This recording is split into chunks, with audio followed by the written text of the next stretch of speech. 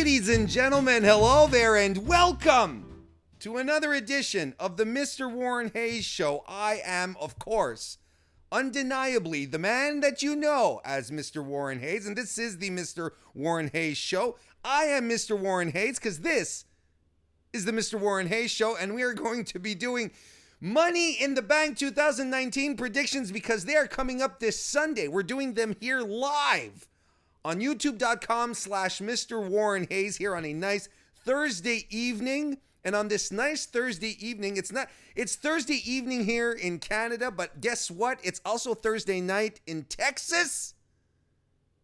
Deep in the heart, actually. Deep.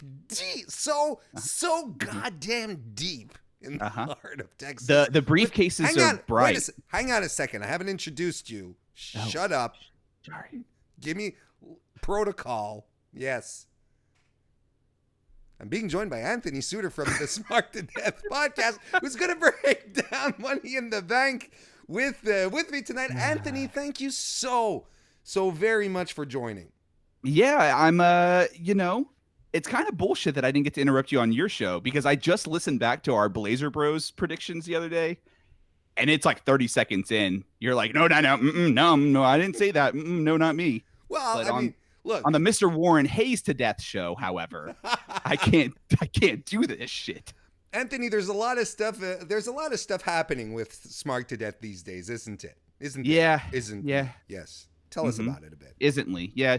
Deep in the heart of Texas, Kyle left the pod, and now we're not together again. So, Kyle has left Smark to Death. He said he lost his smile, which, God, that, just so you know, people say in 2019, you said this, in 2019, if Shawn Michaels said, I lost my smile, he'd get mocked. Yep. Yeah, Kyle said that. I mocked him.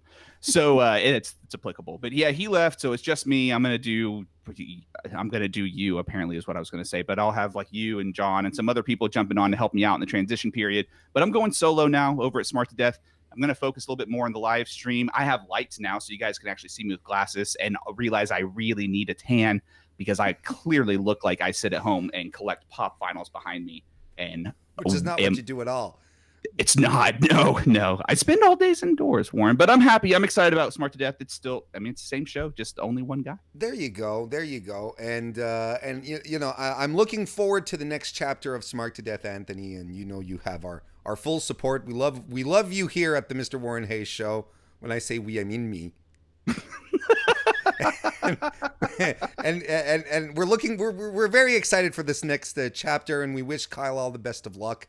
And we're gonna keep kicking ass here, just like we're doing tonight here, just like all the people who are joining us live, Anthony, here on youtube.com/Mr. Warren Hayes, because we do this live. We're doing this live, getting all sorts of people super psyched for Money in the Bank. Of course, joining us as usual is the lovely Kristen Ashley.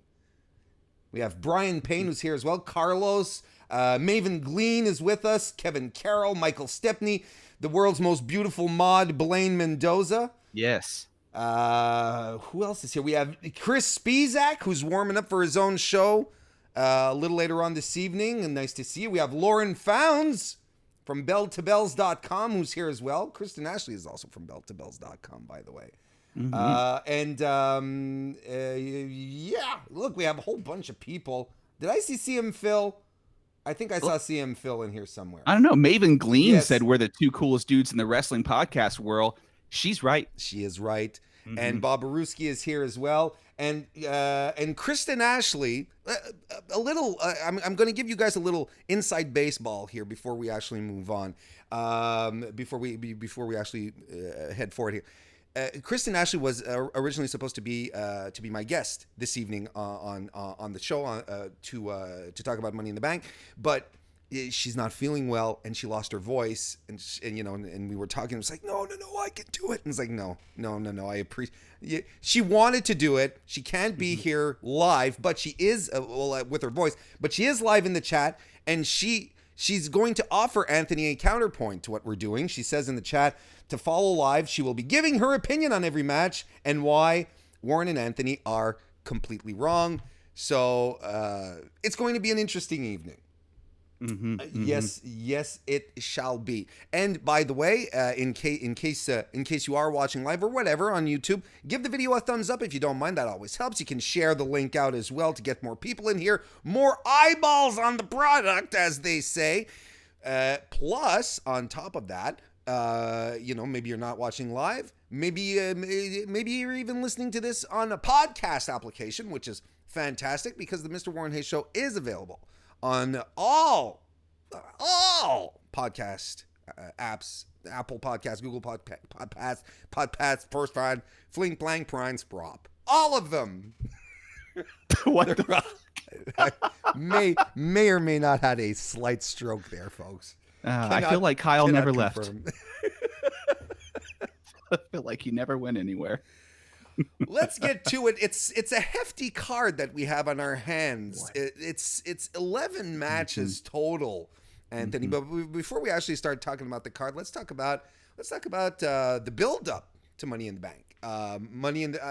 Breaking with tradition, we did not get a backlash this year after WrestleMania. This is the first actual pay-per-view since WrestleMania 35.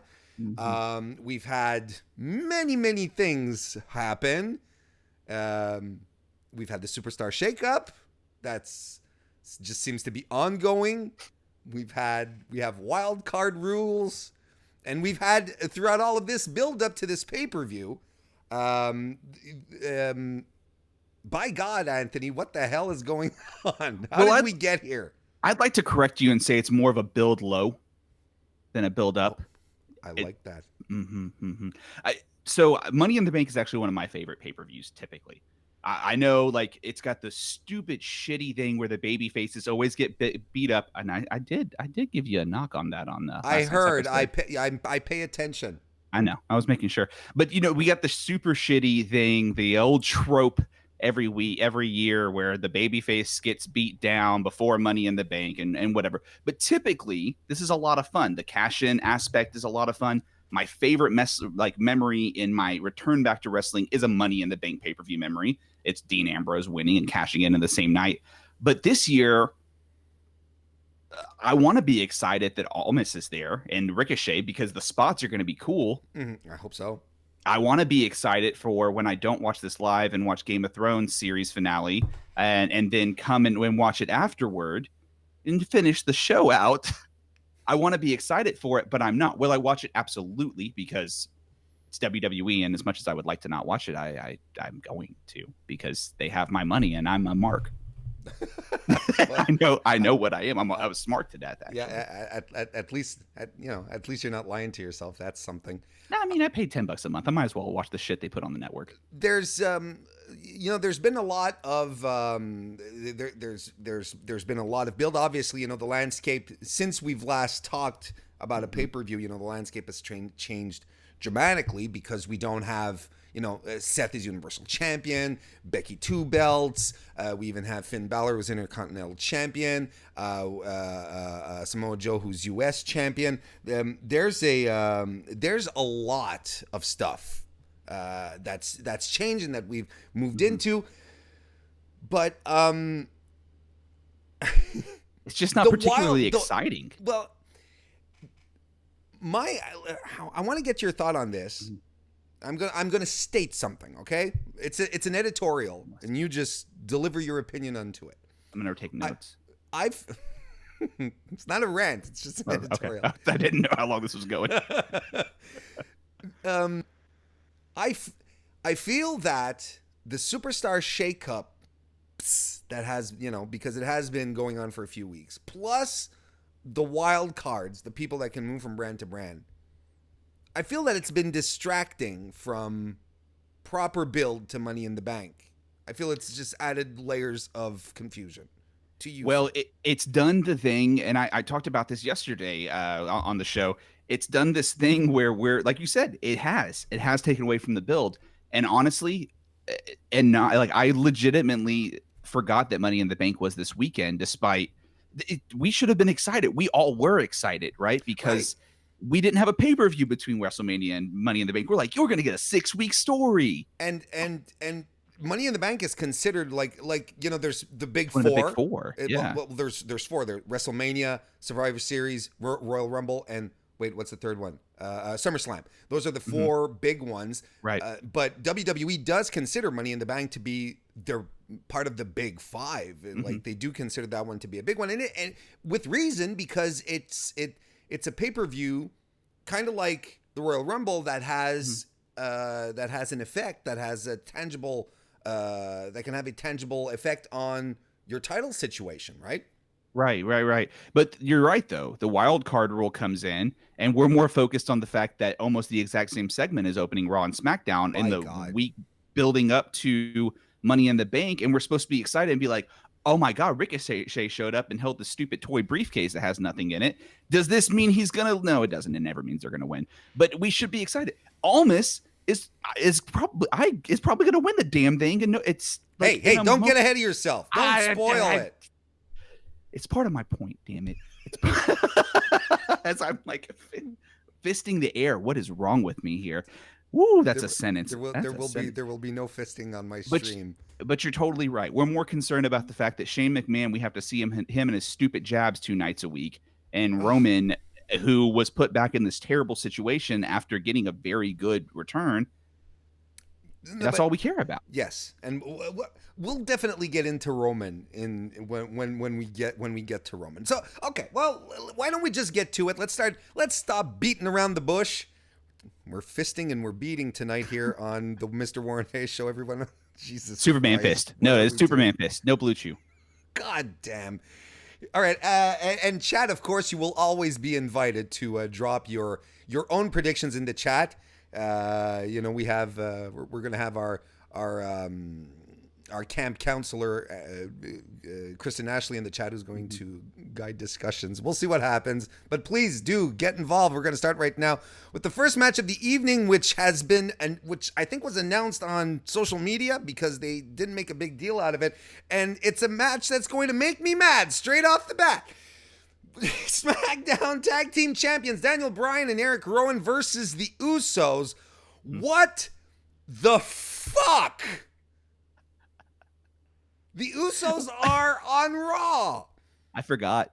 I'm gonna be. I there you go. I watch the episode. I watch Raw every week. I do, despite what some damn people said in the chat. Kristen Ashley. I do watch Raw every week, so I knew the Usos were there. But didn't they also loot? I'm confused. Let me come straight out the gate here.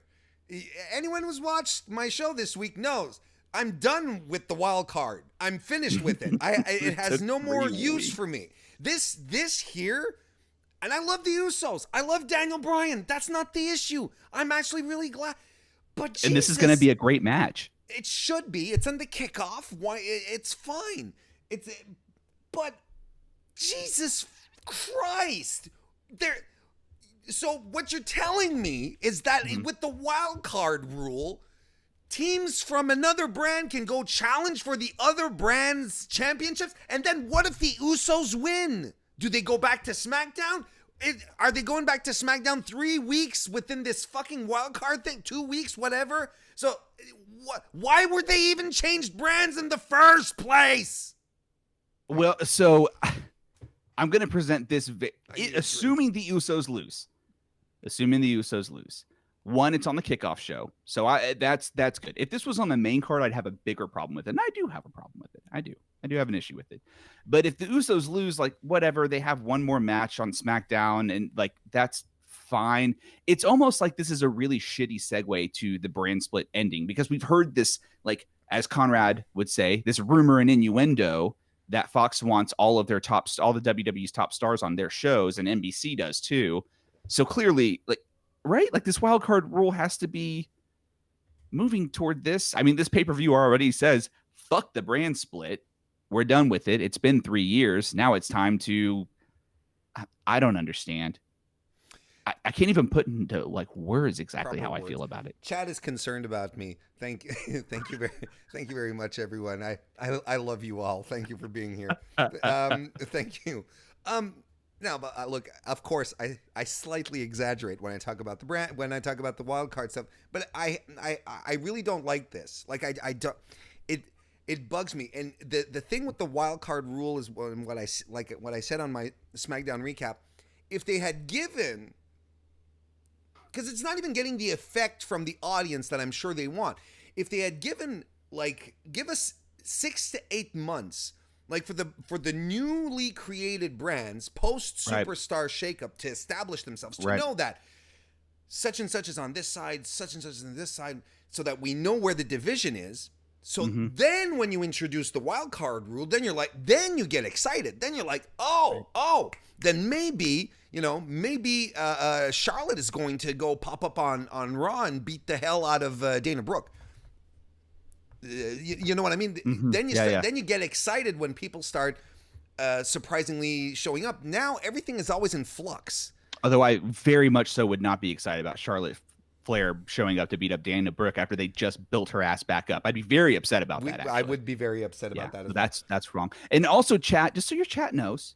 Yes. As soon as you started ranting this time, I did hear sirens. So an ambulance is on the way to check on Mr. Warren Hayes. Don't worry, guys. Chat, let us know who you think is going to win this match here. Anthony, look, it's a kickoff match. It'll be what it is. What do you think? The Usos. It's the Usos. You remember it's those guys. I know. Roman's cousins. And I know they shouldn't win. And then the B+ player and his goon. I'm gonna go with the heel vegans. Yeah, I think so too. The Heelgans. The Heelgans. That's what I'm gonna go with. So we'll see how things go. We'll see how things go. But it wouldn't make it. I don't think it'd make it really much sense for Bryan and Rowan to not win. It wouldn't, but would you be surprised if the Usos walk away with the belts? Because honestly, I would not. And I am going to watch the pre-show. I'll be watching until I leave the house. So this will be the stuff that I see. Chad is saying that the match is listed as non-title. So that brings my blood pressure down just a tad. That doesn't bring my blood pressure down at all. That makes me more mad. Then why the hell is there a Oh, God. Anyway, Chad is calling for for Bryan and Rowan, the Planet's Tag Team Champions. I'm changing my pick since it's non-titled. The Usos are winning. Also want to shout out to William Rabb, Dale Campbell, and Fred Flintstone. We're all in the chat. We've got. Is it the Fred Flintstone? Look, he doesn't have an avatar. I think he just wants to go a little more anonymous. So we'll try not to. Sorry. We'll try not to shout him out too much. What's that? I'll keep it low key. Yeah, I'll keep it low key. Yes. Yeah. I thought your microphone stopped working all of a sudden. No, that was actually your technical difficulties today. Okay, here we go. Next, we are going to move on to the second match advertised. It's a cruiserweight title match, of course. Champion Tony Nese taking on Arya Daivari. I watch 205 Live religiously every week. It's a good time. I like it. If this doesn't scream the cruiserweight division is under reconstruction, I don't know what does, though. Yeah, I don't watch 205 Live. I don't have strong feelings about this match whatsoever. I should watch 205 Live. The cruiserweights right now, with Cedric Alexander being called up to Raw and then not being used, and then Buddy Murphy being called up to SmackDown and not being used.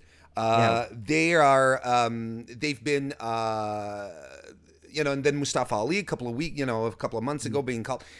Like that, those were really three pillars of the cruiserweight division. Then Lio Rush, he's in the doghouse now, but he hadn't been on 205 Live. Even when he was still on Raw, he wasn't showing up there. So there's a lot of star power that's gone from the cruiserweight division.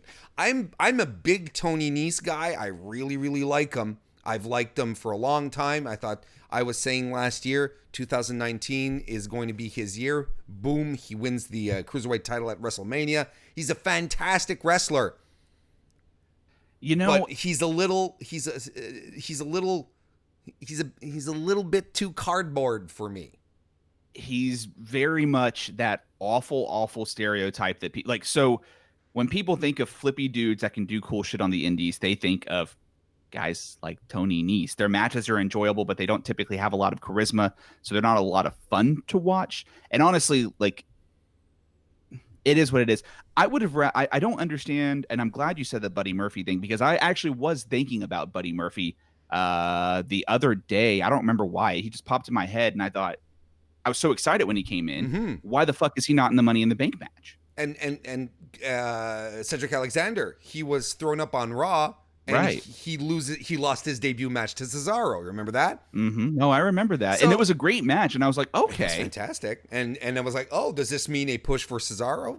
Right. So no, why not really either. So it's really confusing. But go ahead. Sorry. Right. So one, why even call it Buddy Murphy? Two, I know they don't want to do this rematch match clause thing, but why not have Buddy Murphy, after he held the title for so damn long, why not have him in this match again? Why not give us a rematch from WrestleMania?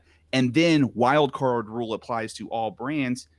If you're going to do this, make it consistent across all the brands, then have him show up on SmackDown. That's a good point. After you know what I mean? Like, go into this. That's what I want you, what you should have done, and give us a better match, because no one's going to watch 205 without Buddy Murphy. But with Buddy Live. But to be fair, yeah, Buddy Live, he carried that division for a while. Yeah, but yes, he did. He was a shining star. There were a couple of pillars there. I mean, Tony Nese, he's fantastic in the ring, and I love what he does. His promos have always been very, very generic. They've been he doesn't have much charisma. He's very stiff. You know, when he won the Cruiserweight title, I don't know if many people noticed this when at WrestleMania, when he won the Cruiserweight title, and he climbs the turnbuckle, the corner, and he hoists the belt up. Mm-hmm. You can clearly hear someone cueing him. Tony, smile! Tony, smile! I didn't know that. Tony, smile! And then he eventually goes. But it took like 3 times before he actually did it. And that's not on him. But I think he translates better as a heel. I have no idea why they decided to go babyface with him, because it's just not working out. Right. Arya Daivari is on the opposite scale. If you flip it around, he's a great heel. He works really, really he works really, really well at heel. He even did he's so much of a heel, he cut a promo from within his tanning bed this week on 205 Live. Like, he was literally in his tanning bed with the little glasses, and he just turned around and says, "Oh, hi, I'm resting for my match." Yeah. And it was fantastic. Look, I don't know. Chat, let us know who you think is going to come out of this one with the Cruiserweight Championship around his waist. Anthony, do you have a prediction here, despite the fact that you don't watch 205 Live? Yeah, sure, whatever. Were both of these guys part of Enzo's Ho Train back when? What did you call him? Sorry. Oh, I'm calling him Enzo on purpose. Yeah, Enzo. Mr. Amore. Oh, okay. Oh, because his Twitter handle. Because I still call him Enzo, because in Canada we say Z, not Z, right? So Enzo works. It still works. But you're right. It is Enzo. Mm-hmm. Yeah, I just think it's fucking ridiculous. But yes, they were both part of the Zoe train. It was Tony Abs, and that's right, and Arya Daivari, where he was playing. His gimmick was the he was like the I want to say Syrian. He's Syrian, right? He's from Syrian descent. Yeah. The Syrian playboy. He had the chains and the open shirts. So is this match for custody of the long lost Zoe train that's been in the foster home? I've got Tony Nese winning. I don't know why. Yeah, I don't see him losing his first defense. They're pretty good about keeping the. I will say this about WWE, despite the fact that I don't watch this brand, you know who the champ is for a long time, because they do let the champ look strong for a long time. They hold that belt typically for a little while. Mm-hmm. They're trying to build a star. They are trying to build stars in 205 Live. They have to, because they just poached all their stars. They just got all the big 205, except for Drew Gulak. Mm-hmm. Now there's rumors circulating that he might not stick around, but he's going to have a program with Kushida in NXT. Hose me down. All right, so I have Tony Nese as well. And in the chat as well. Everyone is calling for Tony Nese as well. And CM Phil says everyone from the Zoe train was better than Enzo. That's what got me to laugh there for a little bit because he's right. And shout out to you and That Ass Podcast who just joined. I want to say, Anthony, I'm going to have to start calling you the draw because the Warren Hayes Show is currently holding a new record for peak concurrent viewer. Holy shit. Breaking news. Next match that we're going to discuss, Anthony, is this one right here.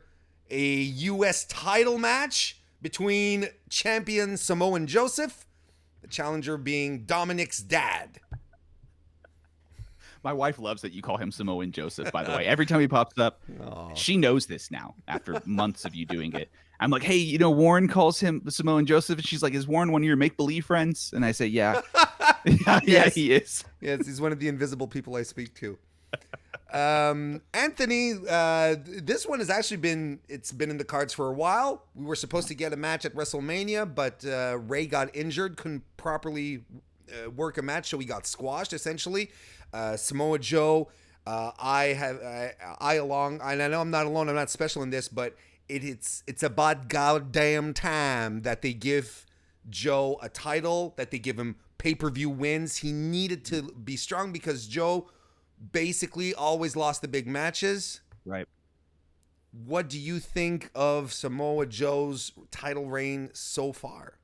So, I'm not as negative about WWE as I probably feel I am. But let's give WWE credit where it's due with Samoa Joe finally, right? Mm-hmm. Samoa Joe, if you watched him in NXT, and especially if you followed him when he was in TNA, you knew this was Samoa Joe. This man right here coming out, cutting promos, making you pee your pants a little bit while you're watching him sitting on your couch because he's a terrifying dude. Sure. He's big. He has bad hair. Obviously, he doesn't care about you or anyone else or his own appearance. It kind of sounds like you. Yeah, look at this today. It's very flat. But they're doing a great job with this. And Rey Mysterio is the perfect baby face to do it. But not because Rey Mysterio is particularly interesting right now, but because, one, he can afford to be in a feud where he's clearly the underdog and has no chance of winning. And two, nobody is really that passionate about Rey Mysterio anymore, despite the fact that he's a legend. So Joe getting to hold this title is great. And who would have guessed that the U.S. title needed Samoa Joe? Who would have guessed? Because this has made it look better. The transition from R-Truth to Samoa Joe has actually worked really well for that belt for me. It has. I like this belt right now more than I like Finn with the IC title. Oh, absolutely. For sure. For sure. Finn with the IC title has been we can talk about that in a second if we want. Right, sure. But as far as as far as Joe goes with the US title, I mean it's been night and day. And I mean I love how he's always carrying it around, right? He always has it on his shoulder. Like proud of it. Even that scene where he started stalking Dominic. When Dominic sort of split off from Ray and started going down a hall, and then he just immediately walked in to start stalking him. He still had the strap over his shoulder. Right. You're like, that's a very a sociopath who takes pride in his accomplishments. And it's good television. Samoa Joe is good television. It's unfortunate that I don't know that Vince will ever trust him to be their top guy. But looking at just what they've done with Samoa Joe since he won that belt makes me really sad that they didn't actually put him over AJ Styles a long time ago in that feud when would he have worn the top title on SmackDown every bit as well as the Planet's champion did. And let's be very, very honest with each other. If we're talking about that feud, Joe carried it. Joe carried his feud with AJ Styles on SmackDown. I have thoughts on AJ Styles that I'm assuming we'll get to. Oh yeah. I have not popular thoughts on AJ Styles. Samoa Joe's great. He's one of my favorite dudes working in wrestling today, not in WWE, in wrestling today. I think his promos, I'm very big about promos that are convincing and just awesome. He reminds, his raw energy and just hatefulness reminds me of great heel Tessa Blanchard and why I love her so much. It's fantastic. No, he's impeccable. His work is absolutely spot on. Chat, let us know who you think is going to come out on top. Is it Joe? Is he going to retain, or is Mysterio coming out? I'm going to tell you, Anthony. As far as Mysterio goes, though, I recently did a retro pay-per-view for a certain wrestling media outlet, where we reviewed Armageddon 2008, and Mysterio was on that card. And man, I got to tell you, give me 2018/2019 Rey Mysterio any day over 2008 Mysterio. He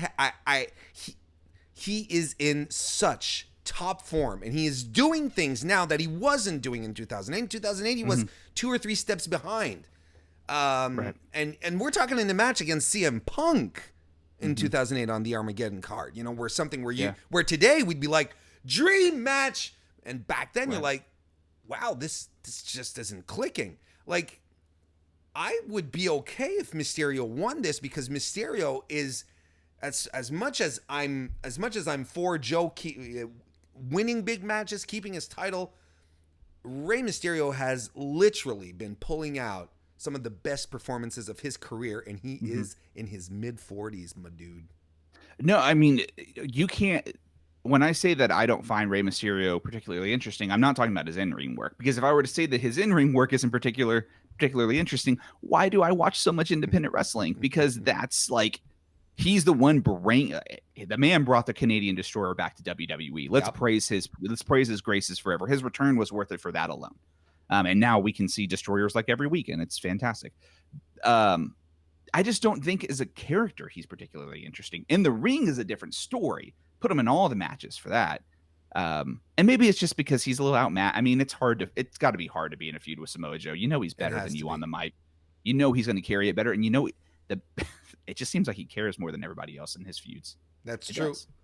That's true. Or at least, he's just so natural. That's the thing.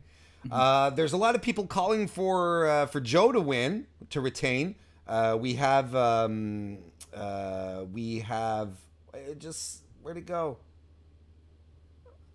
Oh, there we go. William Rabb says Mysterio's going to win. Joe chokes out Dominic afterwards. Is Dominic an adult? Like, is he over 18? I mean, okay, so it's hard because I just want to point that out. Like, if he's a minor, this is not going to happen. You know what I mean? Minor, I hardly know her. Yeah, that's right. That's an Office joke there. I'm sorry. I got to. Anytime I hear it, I have to do it when I hear that reference. I'm sorry. Yeah. So I thought that would distract you too. Thank you very much. You're welcome. It's hard to tell how old Dominic is, because he's like 4 times the size of his dad. The man, he's a very large boy man. Yes. Dude boy. Dude boy. Whatever he is.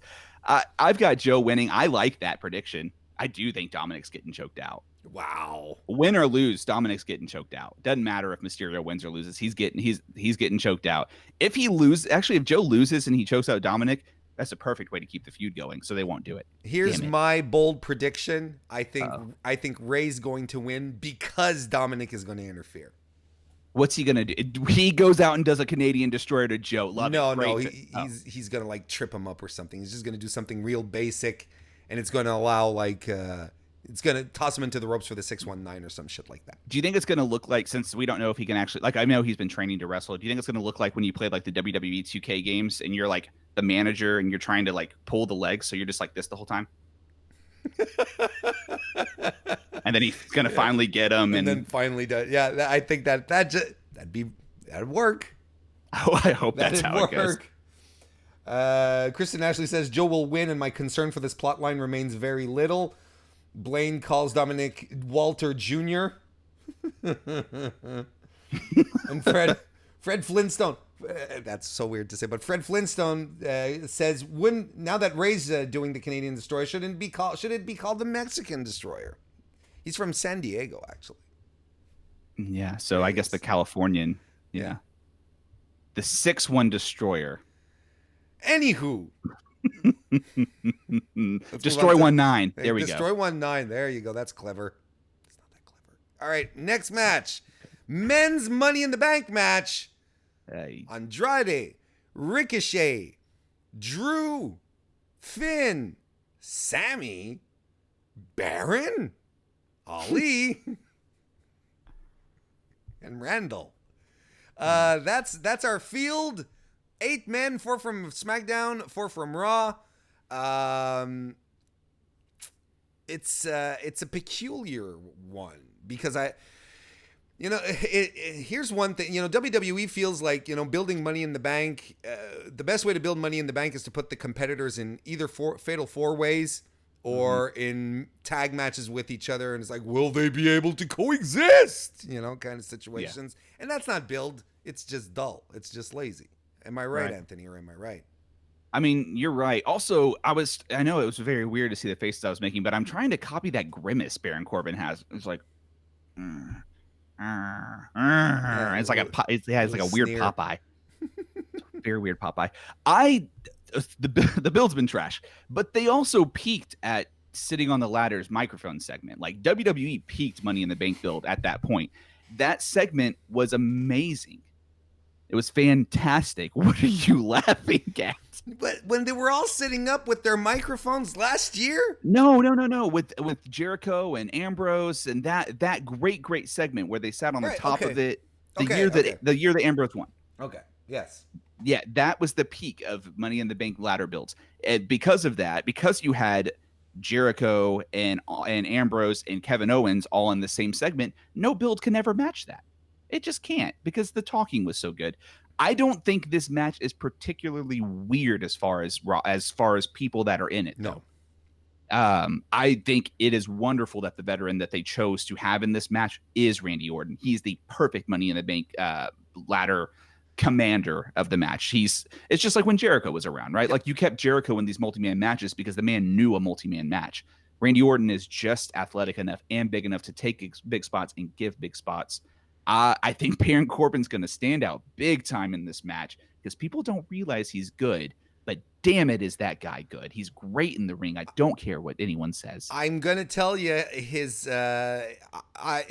match that he had on Raw this week, which was against, I'm drawing a blank, Ricochet. It was against Ricochet.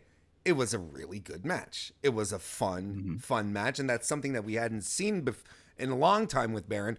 Because a lot of people do crap on his in-ring, and a lot of people do crap on his attitude, and it's like, oh, he's boring, and so on and so forth. But man, you do not have a bigger heat magnet than Baron Corbin right now in all of WWE. He's boring on purpose. It draws heat. Like this is intentional. I've been big on the Baron Corbin train for months now. Mm-hmm. I'm a big fan of it. I love that his attire is shitty. I love the Jose Bank crap. Like he looks so bland and boring. But damn it, he's one of the best heels on the mic because he bores you to death.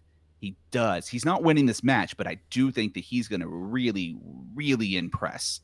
And people will still hate him because, God, people just can't like him. I fully expect him to do, because this is part of his thing now, where he does an opportunistic spot, where he just like sneaks in, takes advantage of a situation. I fully expect him to like toss someone, like have someone toss someone else off the ladder, and then he himself climb up the ladder and then come this close to winning, But I do think he's going to stand out. What do you think of Braun Strowman being kicked out of there for Sami Zayn? What do you think about that? I think it's fantastic. Also, Chris and Ashley agreed with me that the 2016 ladder in the bank. Oh my God, money. Take your time. I got Take it. your time, pal. I'll sound it out. 2016 segment for Money in the Bank was killer, and I knew she'd love it. So that was for her, actually. That's right, acknowledging her. Mm-hmm. Mm-hmm. I don't know. That's weird. That's something. I asked you what you think about Strowman being taken out of the match and Sami Zayn be put in. I got there. The wheels were turning.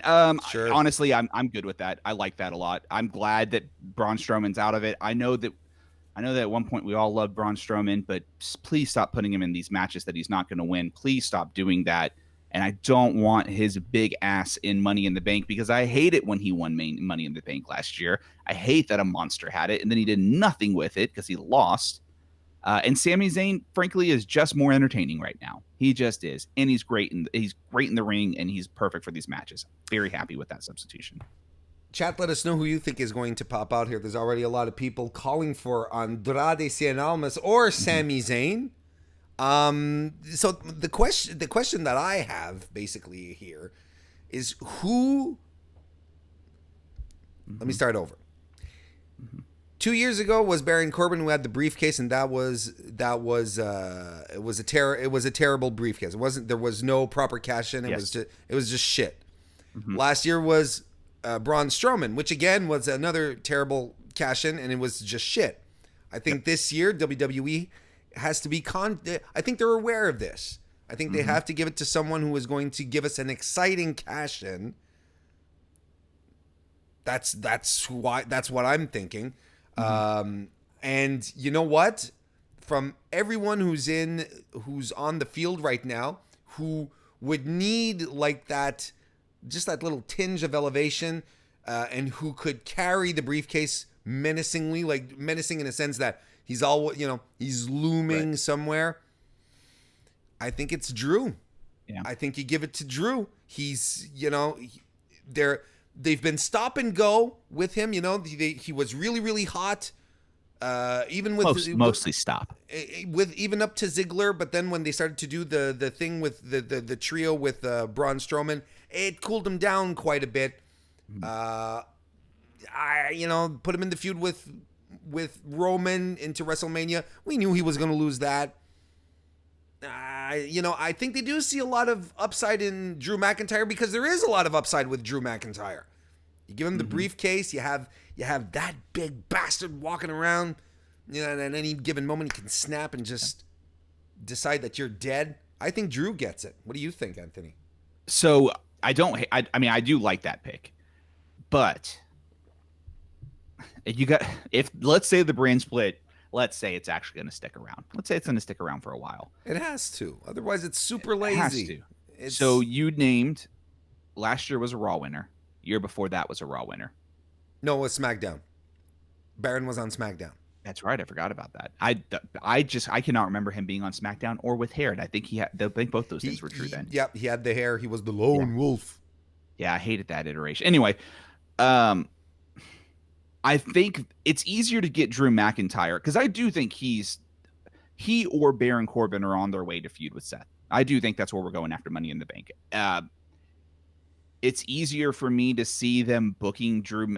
You can book a feud for Seth easier without Money in the Bank than you can on SmackDown, where it's a bit of a clusterfuck. You have Kevin Owens, and that is it. That is the main reason. Plus, apparently, the help of Cien Almas's English tutor. I think that's why he's winning. Oh, that's interesting.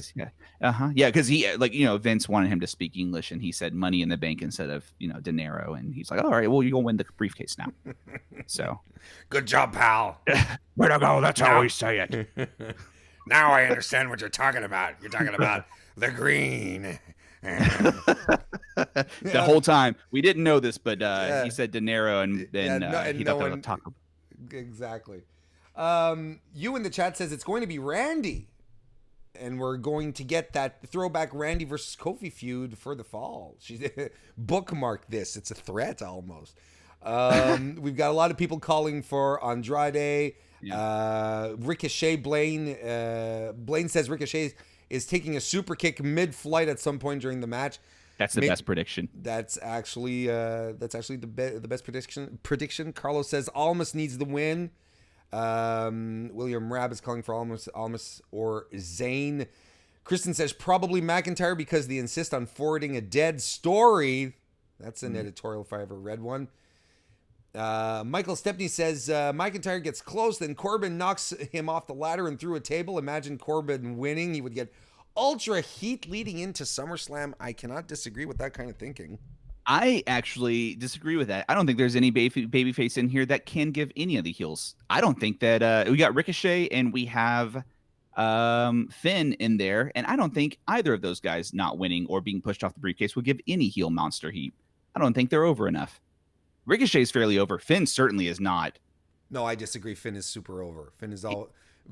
Finn is like Becky Lynch. It's something it's something weird, but he's over regardless of how much they cool him down. But I'm so bored with Finn. Oh, well, see, that's just you, but the I'm audience is so not, because everyone still bored. goes up and do the thing when he does it. You know. All right. Well, was Nakamura over? Or was his theme over? This is a different topic for a different day. Yeah, exactly. We're gonna move on to another match. It was his theme. Let's talk about the women's Money in the Bank ladder match. Ember Moon, Mandy Rose, Dana Brooke, Nikki Cross. Be still my fucking heart. No shit. Bailey, Natalia, Naomi, and Carmella all in this match. For those of you who haven't been paying attention or just didn't hang around social media today, good for you if you did. A little break once in a while. It's good for you. Alexa Bliss, WWE announced that Alexa Bliss is not medically cleared to compete. They didn't want to use the I word. Yep. Injury. In case you were wondering, it was not Iris, which is a song by the Goo Goo Dolls. I don't think that they understand. I don't think that the chat does. So Alexa Bliss not cleared to compete. Nikki Cross is taking her place. Arguably, one could argue she should have been there in the first place. Yes. Let's not beat that dead horse. She's in it. Anthony, I know you have thoughts about how WWE handles the women's division these days. I do. Carry us in. So let's start by looking at this assembly of women that is in this match. Honestly, very fantastic. Like, if you were going to pick 7 women right now that should be in Money in the Bank, I think that these are the women here. However, I don't know if any of these women have been booked strong enough recently to be a favorite to win or to be a viable option for Becky Lynch, who's God tier right now and is feuding with fellow God tier person in Charlotte Flair, and then Lacey Evans, who has not lived up to the hype that we had and the excitement we had going into this feud with Becky. So that's my problem with this match. I think this match is going to be very good. Ember Moon in a ladder match, yes, please. Dana Brooke getting a spot in a big match finally, and I think they're going to let her look good. It's fantastic news. Nikki Cross getting an opportunity after being treated like garbage is great. Bailey's there because, goddamn it, someone has to be there that the crowd used to love. Natty's there as the veteran, and Carmella's just, they got to do something. But I don't know, man. I want to think that I feel passionately about one of these women winning, but I don't. I don't know where the direction's going, and I'm just I'm bored. You can't tell me this when we had less than 10 minutes of women's wrestling last week. I haven't done the math yet this week, but I did last week for an article on belltobells.com, so go check that out. But you can't. You know what I mean? Like, you can't make me excited about this roster when I'm not seeing them. Well, you see, this is the hangover from Ronda Rousey, Becky Lynch, and Charlotte Flair. The whole build up to WrestleMania. We're in it right now, and no one, everyone is like, oh man, turn off the lights, man, it's too bright, and no one's thought about just whipping up some eggs and hot sauce to try and get over it. What's that? That sounds really good. Eggs and hot sauce and some tortillas. I'm in Texas. There you go. Yeah, you named great things in tortillas. If Spees was here, he'd know. And so basically, essentially here, the way I see it, there's only one route you can go with this, and it's to build. WWE has to build stars, and that's their problem. That's why you said it yourself. I don't see any credible women to go up against Becky Lynch because they weren't bothered to build anyone other than to keep Ronda, Charlotte, and Becky super strong, which was okay because that was their main event for WrestleMania. They had to do it. And I'm definitely not saying, they should have scaled it back. No. They should have just released that mentality that, okay, well, we have the women, we have them feuding here. Build your other girls around them, because right now this is the situation where we're in. It's like, outside of Charlotte, who's who's up on Becky's level. They're throwing Lacey Evans in there, which is kind of like a bit out of nowhere, but we'll talk about that in a little bit. But otherwise, like you look at look at all the other women who are in this match here. Like you said, Dana Brooke, they're going to give her a chance to shine. Ember Moon, it's her moment as well. You have Becky and Nikki Cross in there as well. There's nothing but burgeoning stars here. And you know, or stars that you're like, you know, Naomi could be quickly established as a credible competitor because she has been SmackDown Women's Champion in the past. Just give her a couple of big wins, people will get right back into her. Will buy immediately right into her. She has a huge fan base. She's very charismatic, super athletic. Why not just go with a proven commodity? That's also very, very safe as well. Well, I hate to say this about either Naomi or Bayley. I actually think, and I hate myself for saying this, the only proven commodity that can maintain the momentum. I'm not disagreeing with you that you can heat up Naomi. Naomi cools off so fast, though. Every time she gets super over, the crowd cools on her so quickly, just like they do with Bayley when she gets over. She gets super over, and then they cool down. For whatever reason, either WWE can't book them well enough to maintain momentum, or I highly doubt that they're incapable of maintaining momentum. Bayley was too over in NXT for too damn long. No, they in Bayley's case, they just don't know what to do with her. But Naomi, but go on. They've booked Naomi well, and I don't know what it is. I'm also not a Naomi person. I think Carmella's the only proven commodity that can maintain momentum, heel or face. However, she's just kind of in this match. She's not. There's nowhere to go with it. You said in your chat that they can tell a story with Nikki and Alexa, and your girl, Kristen Ashley, predicted Nikki to win. Is Nikki Cross not maybe Nikki Cross is the best story? Look, I'm going to tell you. Maybe she is. You know, what do we like about wrestling? We like unpredictability. We like surprises. What is cool about Money in the Bank, about someone who has the briefcase? It's being able to pop in like that and just cash in at any moment. What is Nikki Cross? Nikki Cross is chaos. That's her character. She would be, like, honestly, she would be the perfect fit for the briefcase. Can you imagine just like her running around and just like at any given moment she just pops up and maybe she just runs around the ring and does the Ultimate Warrior thing and then runs back off. But you're like, Jesus Christ, you know, it would be absolutely perfect if she won. Is she the woman who should win Money in the Bank? The chat, let us know who you think it is. Anthony? From an entertainment standpoint, yeah. I'm going to go yes because of those points you just brought up. The fact that she could, because I mean, I can see it now, right? I can see her running in, and she already saw, like, her debut match against Becky was fantastic. She came out. It wasn't particularly long because, God forbid, Vince give women a chance to actually show off for longer than 3 or 4 minutes. Fucking bastard. Anyway, she came in and she passed out smiling. And, you know, like, she was, oh my God, Nikki would be so good. I love it so much. And she's the kind of person that not only can carry the briefcase well and freak you out, she's the kind of person that can unpredictably beat Becky and survive beating Becky on a cash-in. She can survive. She won't get heat. Nikki won't get heat from beating Becky, because that's another topic here we'll get into eventually. But anyway, damn it, your chat got me. I'm going Nikki Cross, baby. There you go. This story with Alexa can carry her. She can do the like split personality she did on Raw or SmackDown, whatever it was, where she was. And Alexa could be just like, thank you for winning the briefcase for me, Nikki. And then she could hand the briefcase over to her because Nikki just wants a friend, kind of thing. There's a lot of stuff you could do. I think there's a lot of interesting storyline potential with Nikki Cross, and honestly, she's my choice as well. There's a lot of people calling for Bayley as well, and that's my second choice because I'm a Bayley fan. I've been since NXT. Like in NXT, I've said it. If I said it once, I've said it a million times. They had the female John Cena on their hands. They really did. God, did they? And they done fucked it up because then she had to be a little naive girl on main, right? Where they had to push her too hard, too fast.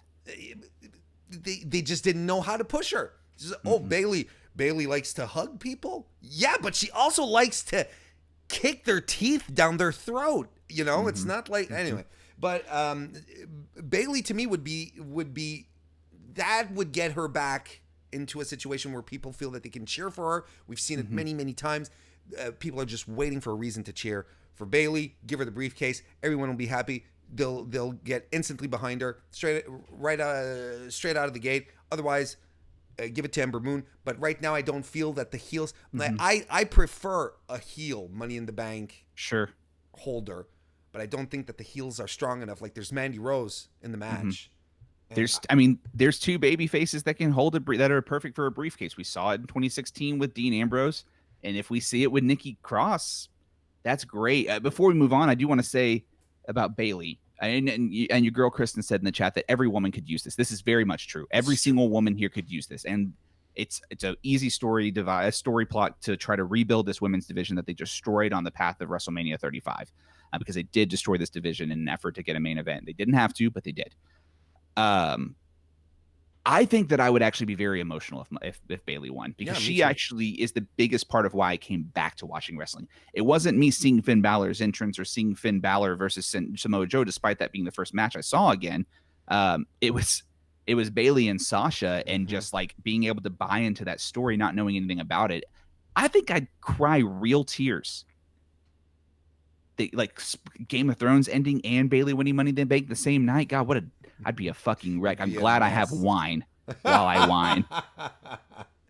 Oh, brother. You know, we'll see what happens. There's a lot of potential situations here that can happen. Next match that we are going to talk about is not this one. Sorry, we're gonna talk. we're gonna talk about we're gonna talk about Becky at the very end, since she has two matches.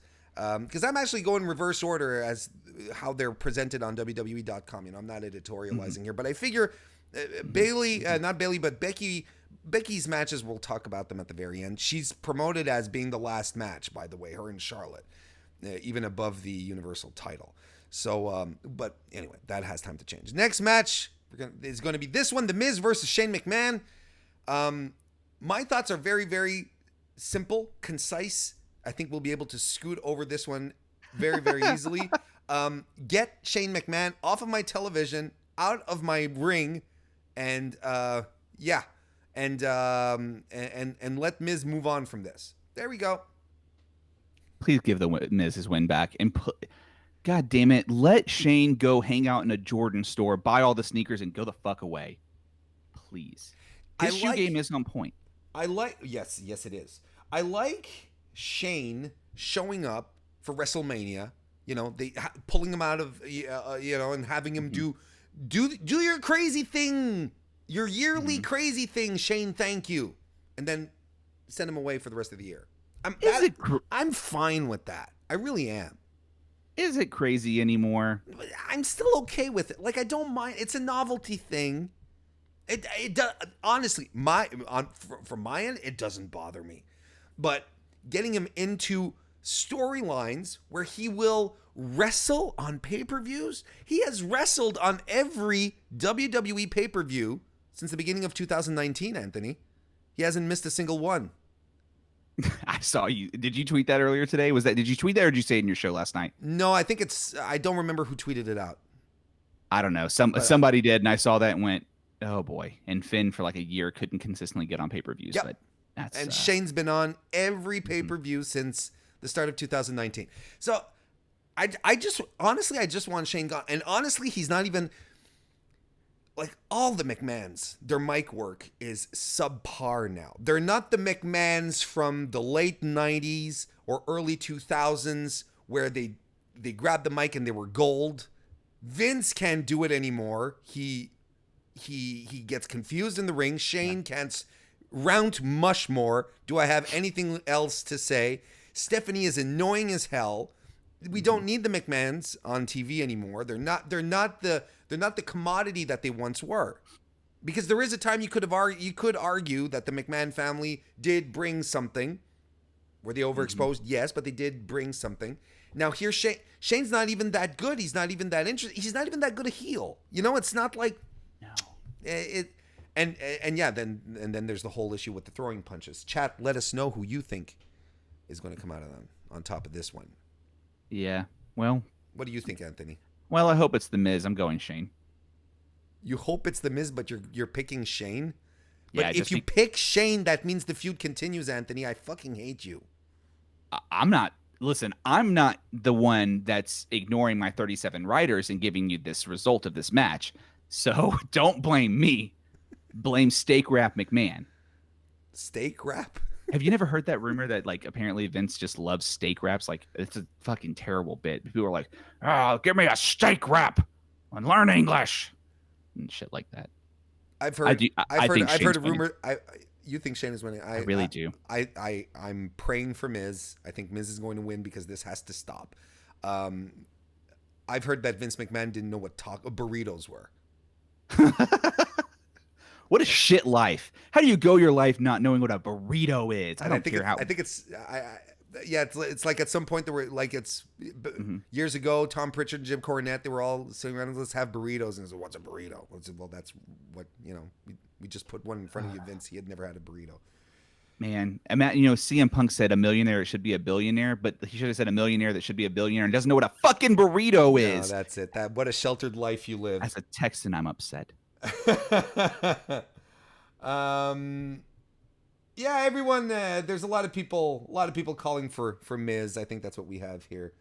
And Blaine Mendoza does point out, for someone who trains in various aspects of MMA, Shane sucks at all of them.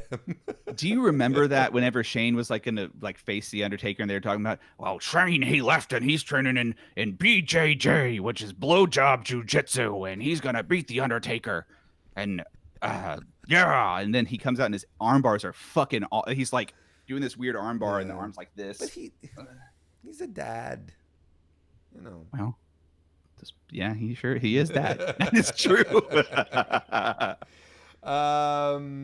Kristen Ashley says Shane is going to win. Carlos goes for Miz. Maven Glean hopes it's Miz. CM Phil says Miz, please.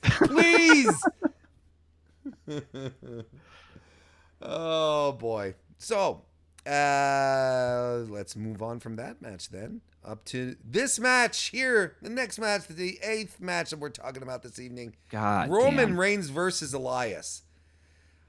Okay. To me, right now, WWE has not learned what they did wrong with Roman Reigns that one time, the first time around, because they're doing the same thing again. They're putting Roman into these feuds where he's going to win. They're putting him in a position where he's anti-authority, and he's supposed to be this underdog. He is the most unconvincing underdog of all time because he calls himself the big dog, and he's bringing back all of his catchphrases. I'm taking over my yard, all the shit that people didn't like about him. They're all bringing it back. They're doing the exact same thing and having him show up on Raw, on SmackDown, starting the show, and then interrupting the programming for his 4-minute video career recap package where we talk about, it's all still fresh in our memory. We remember that he left for leukemia because you guys made sure we didn't forget about it. Stop ramming it down our throats, though. We feel bad for Roman. We're glad he's back. We're thrilled he's back to being in full health and he's not dying. That's the best news. But as a storyline goes, as creating a character, look, I was watching. What was I at the end? At the end of 205 Live, they showed a bit of Roman, his post interview after he was after his match with Brock Lesnar. What is it? Was WrestleMania 34 2 years ago? And he had been split open, and he was dejected, and he was just sitting there and talking real earnestly into the microphone and saying, I hope people saw what I did tonight and they realized that I'd do anything, for the people out there. And I'm like, oh my God. And he's so touching, he's so earnest. Yeah. You give me grounded, emotional, likable Roman, and I'm 100% behind him. But super powerful, overwhelming my TV screen, placed into these feuds where he's always going to come out on top, and he doesn't have the opportunity to show any vulnerability. It's a turnoff. It's just not working. They're honestly, they're fucking it up. They're going, and I'm giving it another month, and people are they're going to be piping in cheers to try and drown out the booze again. They're already doing that. But they were in England. Well, that's true. Yeah, well, that's that. They're fucking goddamn. Are they loud in England? My God, what a great crowd. Poor UK. England got really bad shows this week with a great crowd. I could not agree with you anymore. I legitimately can't. And the thing that sucks is, my previous now dead co-host, dead, in the way that like Marty Skrull, all his friends are dead. My previous host, we'll call him Lyle now. He and I talked for a long time. Because I don't remember his name. It's been it's so long. The divorce has been rough. But we talked about how, like, fuck you guys if you're gonna boo Roman Reigns when he comes back, because he's gonna come back. It's gonna be awesome. He came back, and I was so excited. I legitimately was a little misty when he came back. And I liked when the way they brought him on Raw, on SmackDown. I did. I thought, like, the way they introduced him as the asset, they made it a swerve that it was Elias was the biggest asset, and he came and he punched Vince again.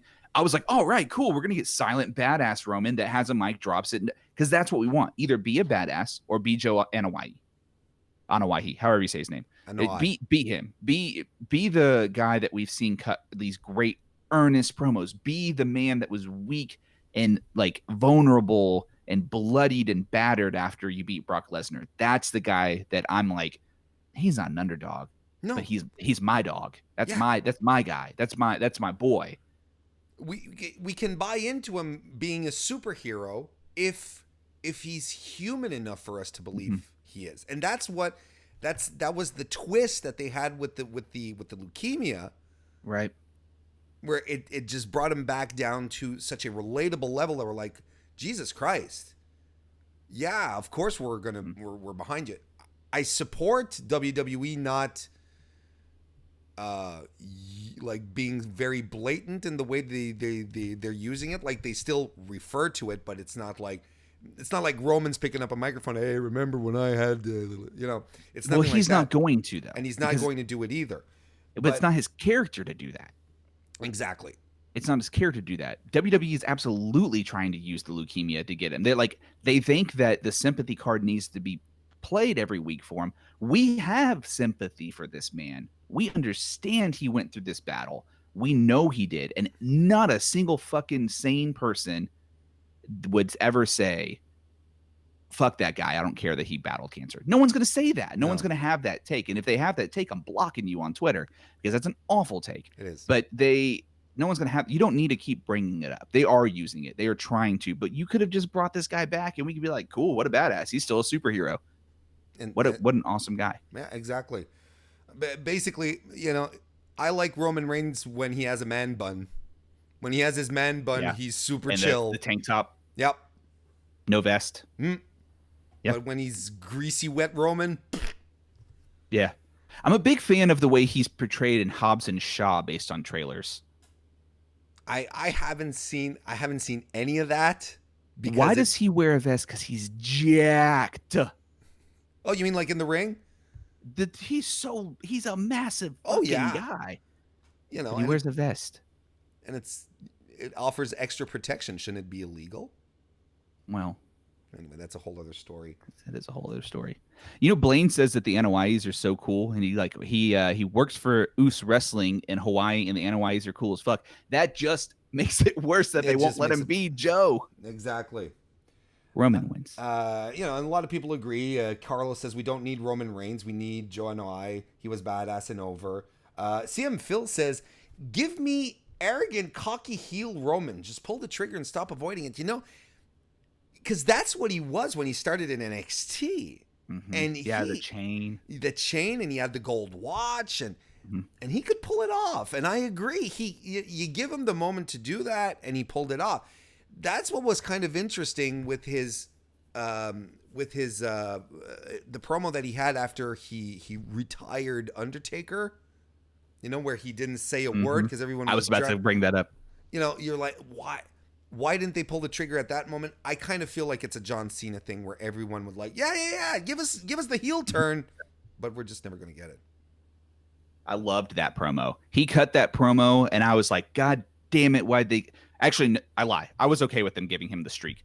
Not giving the streak, but I was okay with him beating Undertaker at WrestleMania. Yeah, I had no problem. It was Undertaker's last match. Yeah. But then his I got you eating out of the palm of my hands. This is my yard now. Boom. I was like, give me that guy. Yeah. Because I love a good asshole. Give me that dude. I'll cheer for him every night. There you go. Cheer for the assholes.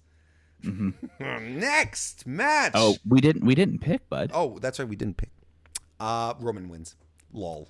I agree with your girlfriend. Elias wins. Roman's because they want to try to make him an underdog again. Somehow he's gonna get screwed out of winning. Shane probably is the reason after he beats the Miz. Oh yeah, they're gonna keep that. They're gonna keep that anti-authority thing going for sure. Yeah. Next, whoop, that was the line. There we go. This one here. That's okay. It's a live show. It's fine. Kofi Kingston, your WWE champion against Kevin Owens.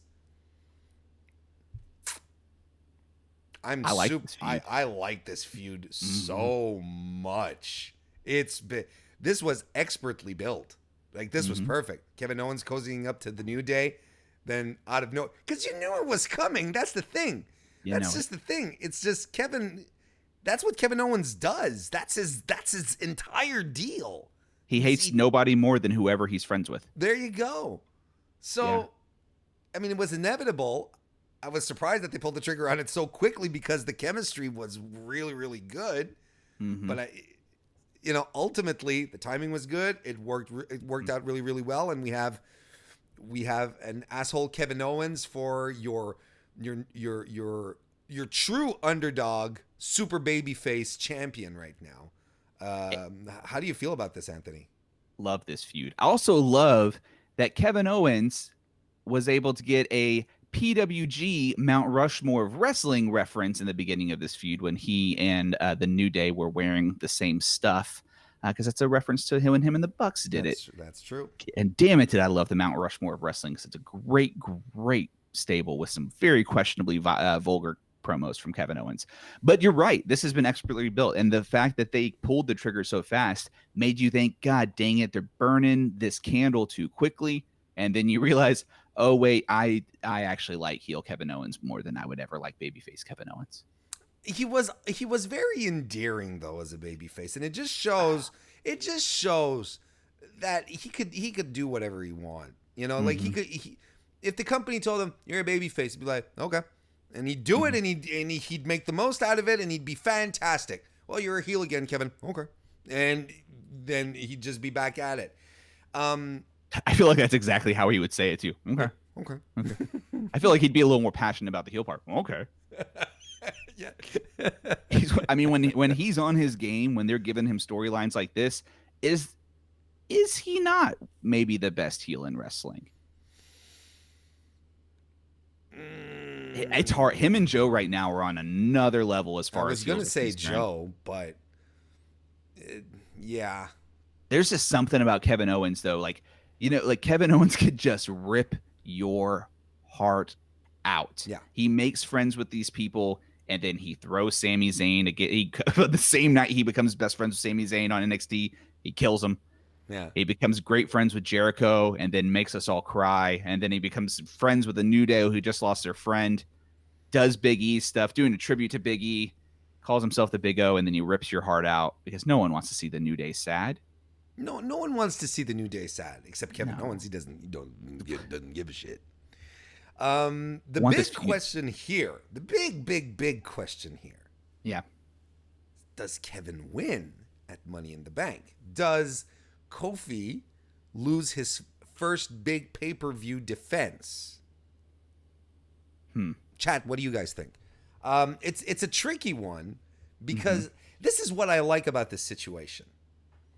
It's like if you're just if you remove the idea that well, Kofi can't lose his first title defense, this could really go either way. It really, really could. It's not his first title defense. No, it's first pay-per-view title defense. Excuse me. I know it's not his first. It's first pay-per-view title. Thank you. It really could go either way. And you said it a little earlier on the show, on the when we started. There's a lack of big heels on SmackDown right now. Mm-hmm. How could you possibly make Kevin Owens a bigger asshole than he is right now than to crush, literally crush Kofi Kingston's dream of being WWE champion and taking the title away from him?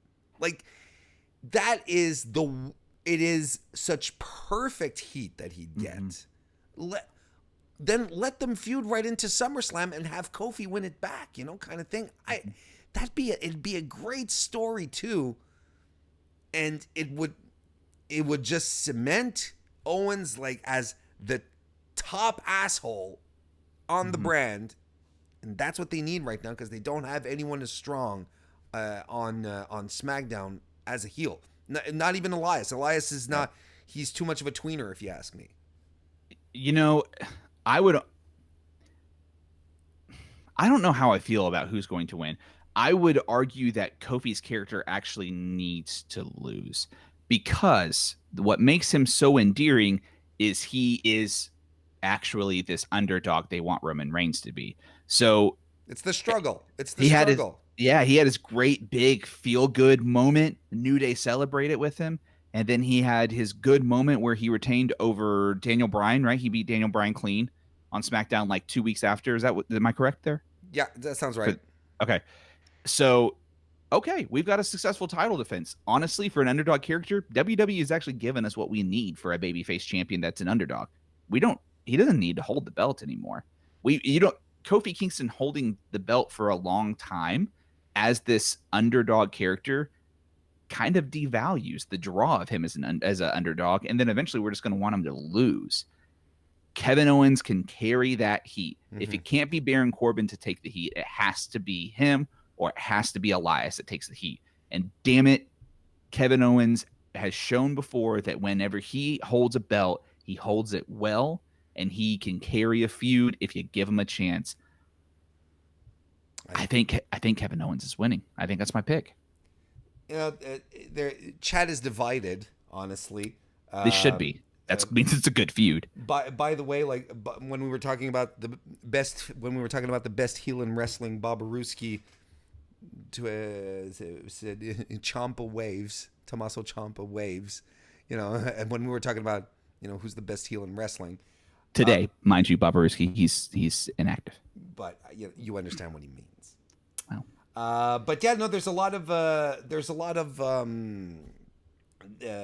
back and forth here. Kristen Ashley thinks Kofi's going to retain. Maven Glean says KO.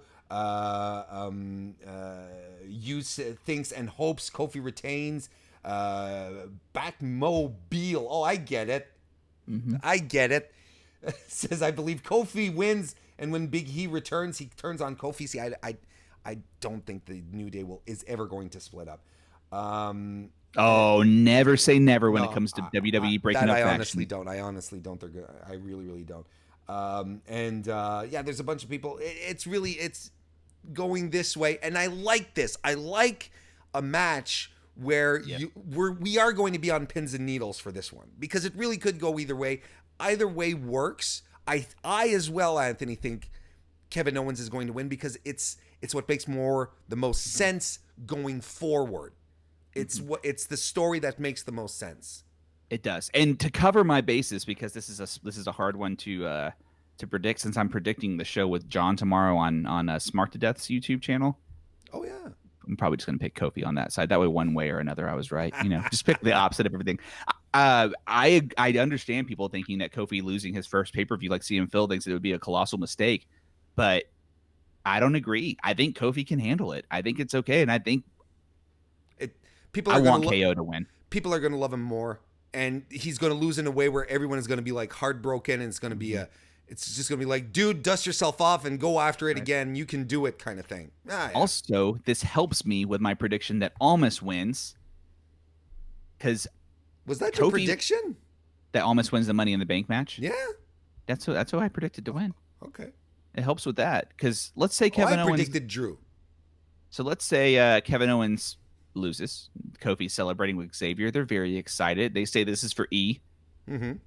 Opens up a really nice opportunity for Almas to cash in and win, and suffer, then take the heat, and then boom, new heel star that people would be fucking furious. It'd be awesome. That's true. It's not going to happen, but it could be awesome. KO's going to win. Next match, ladies and gentlemen, it is the Universal title match. Seth Rollins, your Universal Champion, against AJ Styles, the architect versus the house builder, the carpenter. That's essentially what it is. Yeah, that's true. He is. He's the builder in a Civilization game. There you go. Lead us in with your thoughts here, Anthony. I think you have some. I'm bored of AJ Styles. I am. Hot take. A lot of people are going to hate me for this. They are. So I'm going to say it on your show and not my own. I don't care anymore about AJ Styles. I just don't. I think he's fine in the ring. I think I can't get into his feuds. I haven't been able to get into his feuds for a long time now. I was really every time you get excited for a match with AJ Styles, it never lives up to this unreasonable hype. It is not his fault. I will say that. It's not necessarily his fault. It's this massive hype machine that WWE puts behind. Dream match, AJ Styles, Seth Rollins. Never happened before, except a ton of times it happened on the indies and was going to be better than it is going to be now. And that's the thing. That's one of the things that really sucks about watching a lot of promotions is I can't get as excited about this. Just like I couldn't get that excited about Nakamura and AJ because I know what they did before. Yes, this is going to be a great match. Maybe it's going to be an okay match. Seth is going to, I think Seth is going to be the one that makes or breaks how good this match is. I concur. All signs point to this being a lot of fun. Absolutely. I don't think it's unreasonable to think that Seth Rollins and AJ Styles are going to pull off a great match. I don't think that's unreasonable to think. The boredom part for me with AJ Styles is just like his character right now. It's just he's just so dull. Boring. He's like the latter third of his WWE Championship reign was incredibly stale. I was very ready for it to end. Yeah, and or a heel turn, because AJ is wonderful as a heel. He's really, really good. That's one of the reasons we got to love him so much when he was in Bullet Club. And he did fantastic work as a heel in Impact as well. When he came to WWE, he joined as a heel, and I like that he's a little, dare I say, edgy right now in his feud with Seth Rollins, where he's kind of like, right, yeah, I respect you, but I also don't give a fuck. I'm gonna beat the piss out of you, Seth, and that's okay because Seth is that kind of babyface too. He's kind of the, he low blowed Brock Lesnar 3 times to win the Universal title. He's not above doing that shit. That's fine. Mm-hmm. So, yeah, but Seth isn't. The reason they have to keep the edge with Seth though is like super 100% like lawful good Seth Rollins. A dude that looks like Seth that loves metal. He didn't work. He's a little chaotic. You know what I mean? Like, yeah, he's chaotic good. He's chaotic good. So like the low blow. Also, it's Brock. Fuck Brock Lesnar. If you hit Brock in the for dick, sure, that's a face move. And you know what? That was for all of us. Right. At that moment there, we were all Seth Rollins. Yeah, he's like, fuck your diverticulitis. God. Now take this stomp. Go back to Saskatchewan. Go back. Oh God. Yeah, I agree with you though. It's just that I think I said this recently. I don't know where I said it. I said it somewhere. AJ Styles is just like, hey, y'all, I'm from Georgia, and I can do like an elbow. It's real cool in a Styles clash. Unless you're too tall, then I can't do that. But hey, man, also, fuck Xbox controllers. You see me on up, up, down, down, I'm going to break it. I'm going to break that shit. And fuck Madden, and fuck Seth Rollins. Oh, and I wrestle good. That's that's AJ Styles' character. That's it. You've not heard me do a redneck voice, have you? I've never heard. No. It's good. It's a good one. And also all your references were on point. It's like, yeah. I mean, they are hinting that someone in the chat, I lost it now, said the Good Brothers come and help him win. I don't want the Good Brothers to come and help him win. I want them to come and help him beat down Seth after and keep the feud going. Yeah, that is the only way that can happen. Yes. Chat, let us know. Well, chat is pretty much let us know who you think. But I mean, already there's a lot of support for Seth, and it makes sense for Seth to hold on to the title, to the Universal title. I don't see why he'd drop it. There's no reason for him to drop it at this point. I think there's much more value in them having their match, right? AJ losing, and then AJ becoming Nakamura from WrestleMania 34, where he just turns on Seth and then beats the shit out of him. And like you said, let's get some Bullet Club guys in here. Let's get Gallows and Anderson. Despite the fact that I'd really like Gallows and Anderson to just fuck off from WWE and go back to New Japan, where they'll be treated like royalty, you know? They'll be treated like royalty. You mean literally any promotion except the WWE? Yeah. Any other promotion that realizes that a big guy with a crazy athletic guy being heel tag team is goddamn gold. I don't think the Good Brothers are helping. I think Seth's just losing. I do think he's turning heel. You just think that Seth is losing? I mean, not Seth. I'm sorry. I think Seth is winning. I think AJ is losing, but I think AJ is turning heel. I do think he'll turn heel. In what capacity, I don't know. If the Good Brothers stay and they do hey, let's beat up Seth Rollins, I'd be okay with that. But they're not going to go that way. He picks up the mic and he's like, "Hey, anyone?" I can't do a Georgian accent. I got you. What do you just say it to me and I'll say it back. It's like, "Hey, does anyone in the back want to come beat up Seth Rollins?" Hey, y'all. Hey, everybody. Hey, Xavier, put down your fucking Xbox. Come out here. Let's beat up Seth Rollins. So I think we're in agreement. Seth is going to retain. And if we push, yes. I mean, yes. It's going to be a good match. It's just you're sending me such mixed signals, Anthony. That's what I do. Yeah, I don't know. Like I don't know. Like if you want me to follow you into your apartment, or if you just want me to go home. You know, well, like conveniently. But all that stuff on the couch is movable. Our extra bonus prediction is that AJ Styles turns heel. Yeah. I think this match is going to be a letdown, but still a good match. It's not going to live up to the hype that we've all put in our head for what to expect. Right. Very good. Joe Anthony's here and he's having a blast with our accents. Well, yours anyway for now. I'm going to try and find a moment where I can do my Pat Patterson then. Do French Canadian. All right. Final match that we're going to talk about, ladies and gentlemen, is Becky Lynch. She has two matches, right? She has one match for the SmackDown Women's title against Charlotte Flair, and then she has another match against Lacey Evans for the Raw Women's title. So Becky two belts is Becky two title defenses in one night, which I like. I like this booking. I think it's smart, especially since she's going to drop one of them.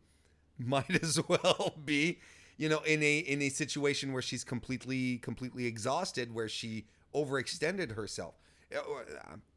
Is it my prediction? Maybe not, because I think there's a more interesting story to tell with Becky Lynch defending both of her titles and coming out victorious with both. It adds, I think it depends how far they want to keep pushing her, because I think that inadvertently she has been cooled off a bit. I think the I think the build to SummerSlam, SummerSlam, the build to WrestleMania was so convoluted and full of extraneous extraneous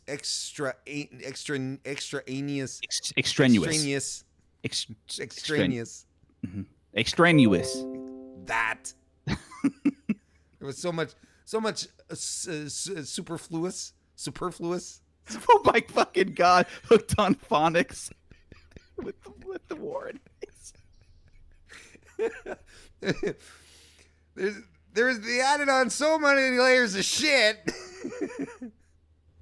that Becky's character was sort of lost within all of this, and it sort of took a bit of her sheen away, and you feel that they're trying to give it back to her, and I think that putting her in a match where in an evening where she defends both of her titles, and if she has strong matches, and where she will look good, I think it will help raise her again, prop her up a little more as well. The question is will she have these two good matches? Because as much as I love Becky Lynch, I'm a realist. Becky has good matches with people she can have good matches with. I have no question, no doubt in my mind that her match with Charlotte is going to be fantastic. That's fine. Lacey Evans, I'm a little worried. I'm a little worried. So I want to point this out. I said Kevin Owens might be the best heel in wrestling. The best heel in wrestling, the turn just happened. Boys and girls, MrWarrenHayes vocabulary just fucking turned heel on him. It's true. Mine's been heel the whole time. You can't mock me. It's always been heel. So superfluous, I think is how you say that word, is it not? Superfluous? Superfluous. See, I don't say those words on purpose. I live in Texas. I say fuck, fucking, and other 4-letter or 7-letter words. Once you get past 7, I'm out. Tapping out. Tapping out like I would to a good old Shane McMahon Brazilian Jiu-Jitsu lock. That's right. Going full circle here. She's been cooled off not because of her. She's been cooled off because the division doesn't have any people that we want to see in a feud with her. Lacey Evans, initially there was a mixed surge, right? I think some of us that I want to say you, Kristen, and I all actually talked about being pretty excited about Lacey Evans being a contender. And Charlotte, again, it's too soon. It's just too soon with the Charlotte shit. I know the match is going to be good, but it's the recycled bullshit they don't have to continue to give us. It makes you think there are 2 contenders for any titles in the WWE with Ronda gone in the women's division. It's Ronda and Charlotte. Yeah. Lacey doesn't feel like a real contender, which is why not yet. Which is why my prediction is going to happen. Actually, I think because I have some thoughts on that match. But it's like whatever, right? Like we don't want Charlotte to win. If Charlotte wins, she's obviously a heel. She'll be monster heel. This is the belt that Becky loses, I think. I don't fucking want it. I'm so sick of Charlotte always having a belt. Just because no one else can look like a reasonable contender when Charlotte is the title holder. She's great. No one else is great with her except for Becky. Right. Sasha and Charlotte's feud was great, but Sasha suffered so much because of her title reigns. Like surge of momentum. Our baby face girl won. Oh, by the way, you lost again. Win. Okay. Like a goddamn seesaw. Let's posit some stuff. Let's think about. Let's just shoot the shit as opposed to what we've been doing for the past hour and a half. Let's just assume that that Becky holds on to the Raw title but loses the SmackDown one. I think it makes sense because then that means that Becky becomes exclusive to Raw. And you and I know, Anthony, because with the superstar shakeup, Raw is very light on big superstar women, right? Like protected A+ players. I'm not saying that they're light on untalented women, just stars. Yes, no, yeah, right. It's the product of their own booking. Yes. So logically, if Becky loses the SmackDown title, well, then she, by default, and retains the Raw one. By default, she ends up on Raw. Correct? Sure. That makes sense. It's okay. Yeah, it's fine. So Charlotte wins the SmackDown title. She has a hell of a fight, right? And everyone's like, "Fuck no!" And here's the other thing: it's the same thing on SmackDown. When you look at the SmackDown roster, there are no heels. There aren't. There's the Iconics, right? And there's Mandy Rose and Sonya Deville, and they're not, again, not that they're not talented. Right. They're not upper tier, top level heels. So you only have Charlotte. Charlotte has to hang on to it. She has to take the title. But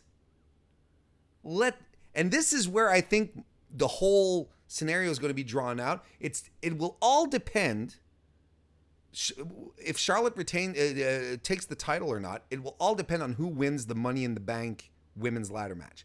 Because if it's Bayley, I saw where you're going there. Yeah. Bayley is going to cash in immediately after. She is going to cash in on Charlotte, and she's going to win because they sowed the seeds to that feud.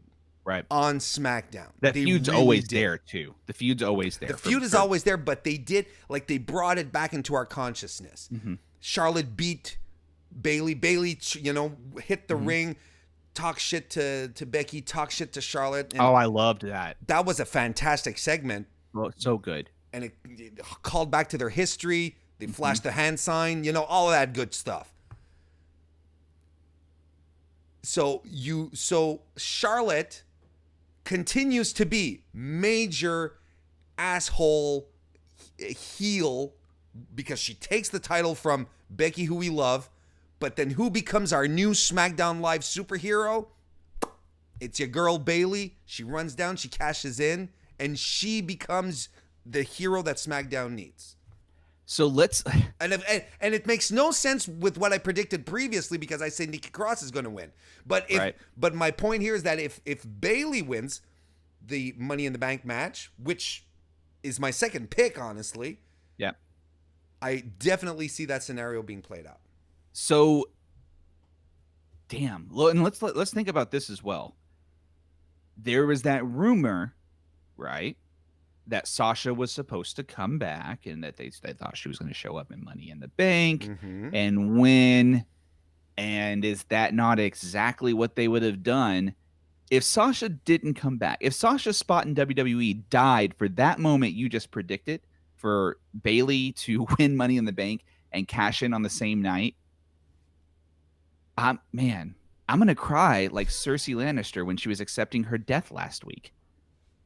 I am. Spoiler alert. It's been a fucking week. It's been a week.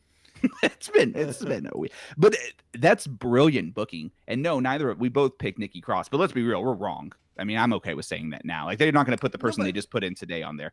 Bayley makes the most sense now. Damn it. Well, I mean, I'm sticking by Nikki Cross. But if Bayley wins, I'm sure that's the trajectory right there. Now let's talk about Lacey Evans. Yeah. Tossed into the limelight. Did we both pick Charlotte? Yeah, I'm picking Charlotte. I am too. And there's people in like Kristen.